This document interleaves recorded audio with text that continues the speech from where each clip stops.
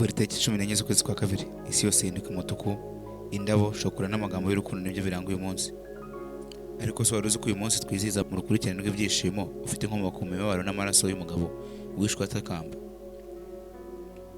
Ese Valentin uyu tuvuga yari muntu ki? Ku itariki yishweho yajyanwe n'urubyiruko. Uyu munsi mu kiganiro n'utundi tugiye kwinjira mu mateka ya kera y'i Roma, dusobanura uburyo umuhirwa wishwe azira kwizera kwe yaje guhinduka ikimenyetso cy'abakundana ku isi yose. Murakaza neza kuri Yonike.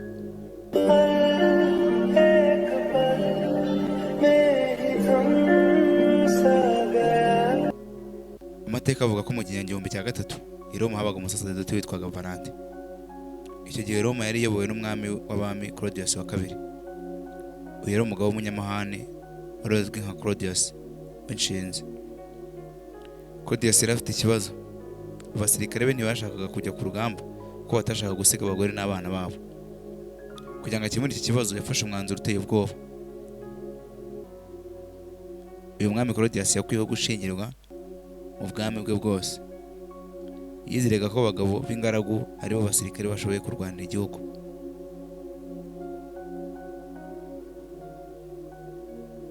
Ariko Padiri Valentin wayoborwaga n'urukundo no kwemera yabonye ko ibi ari akarengane.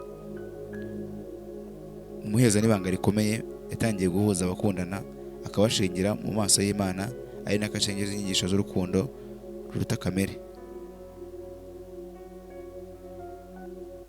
Ntabwo byatinze ibanga rya Valentin ryamenyekanye kwa Claudius wa kabiri wari umwami icyo gihe. Valentin yarafashwe ajugunywa mu buroko, bateganya kumwica, ariko naho yari afungiwe urukundo rwarakomeje. Inkuru imwe ivuga ko igihe yari mu buroko yagiranye ubucuti n'umukobwa w'umurinzi wa gereza witwaga Asturias, kandi iki gitangaje umukobwa yari n'impumyi. Valentin yamwigishije kwemera, kandi binyuze mu isengesho ry'uyu musaseridoti Asturias yarahumutse. Ibi byatangaje abantu benshi i Roma, bituma abantu batangira kumubona nk'umuntu wera cyangwa se umutagatifu.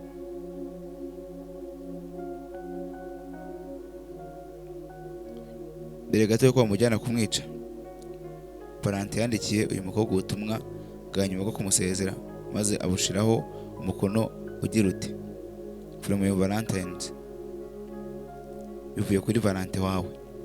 Iri jambo naryo ryamamaye gutyo kugeza uyu munsi.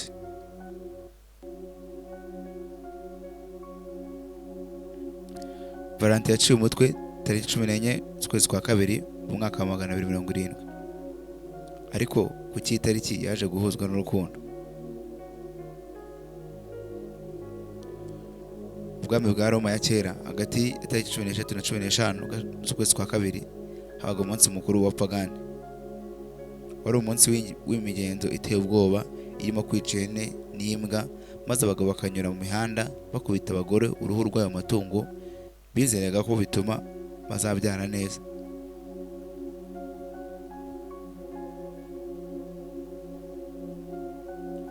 Mu binyejana byakurikiyeho, Kiliziya Gatolika imaze gukura yashatse gukuraho iyi migenzo ya gipagani.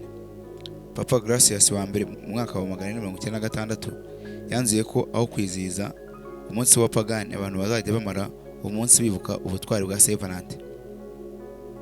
Buhoro buhoro umunsi wahindutse w'umuntu n'urukundo, usimbura imihanda y'amaraso i Roma.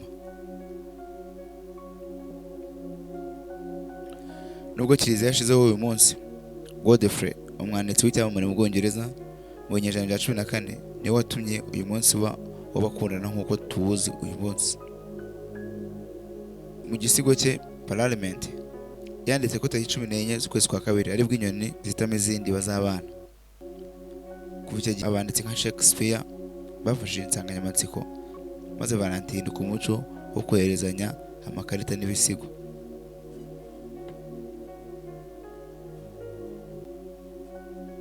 Umunsi wa Saint Valentin wizihizwa mu buryo butandukanye bitewe n'umuco w'igihugu runaka. Nubwo benshi bakoresha indabo, hari ibihugu bifite imigenzo yihariye kandi itangaje.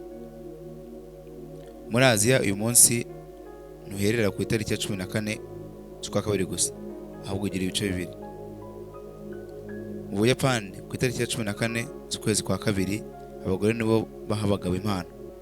Nyuma y'ukwezi tariki 14 z'ukwezi kwa gatatu hari undi munsi bita White Day, abagabo nabo bagomba kwitura abagore babahaye impano, bakabaha ibintu byera cyane cyane ibintu by'umweru, mu gihe kuri Saint Valentin abandi usanga bakoresha amabara y'umweru n'umutuku. Angaho kuri White Day batanga abagore nibo usanga bari gutanga impano kandi bagatanga ibintu by'umweru. Korea y'Epfo nabo usanga bakurikiza gahunda nk'izo mu Buyapani, ariko barenzaho itariki ya 14 z'ukwezi kwa kane bo bawita Black Day. Kuri uyu munsi abasaserdoti cyangwa se abapadiri usanga batagize icyo bahabwa kuri tariki 14 z'ukwezi kwa kabiri ndetse na tariki 14 z'ukwezi kwa gatatu bajya kurya pasta y'umubande mu rwego rwo kwihanganishwa ndetse no guhoza n'abandi badafite abakunzi.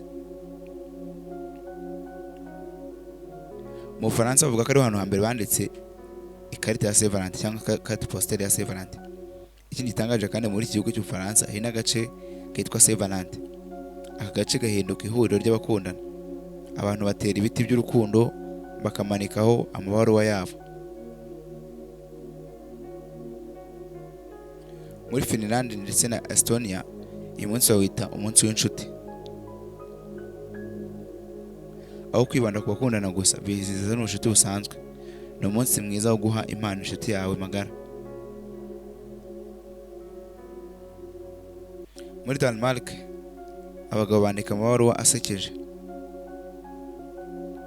Umugabo yandika umuvugo ariko ntiyandikaho izina rye, ahubwo agashiraho utudomo tungana n'inyuguti zigize izina rye. Umukobwa utahuye wayimwandikiye, uwo mugabo azamugabira igi rya Pasika nyuma yaho.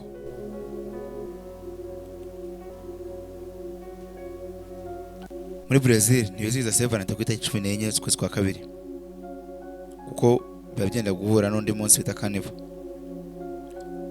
Bo bizihiza uwo bita Dia dos Namorados cyangwa se umunsi w'abakundana ku itariki 12 z'ukwezi kwa gatandatu. Mu gihugu cya Guatemala uyu munsi wa Saint Valentin wizihizwa nk'umunsi w'urukundo n'ubucuti. Icyerekana uyu munsi ni akarasisi gakomeye k'abageze mu za bukuru, Senior Citizen Parade, bambaye imyenda y'ibirori mu mujyi wa Guatemala City. Muri Afurika y'Epfo abagore bakurikiza umugenzo wa kera witwa Rupesari, aho badoda cyangwa bakomeka izina ry'umuntu bakunda ku kuboko k'umwenda wabo kugira ngo buri wese abone uwo bakunda. Naho mu Rwanda ndetse mu bice byinshi by'Iburasirazuba uyu munsi wibanda cyane ku gusohokana mu birori, guhana indabo cyane cyane amaroza atukura no kwambara imyenda ifite ibirango bitukura n'umweru.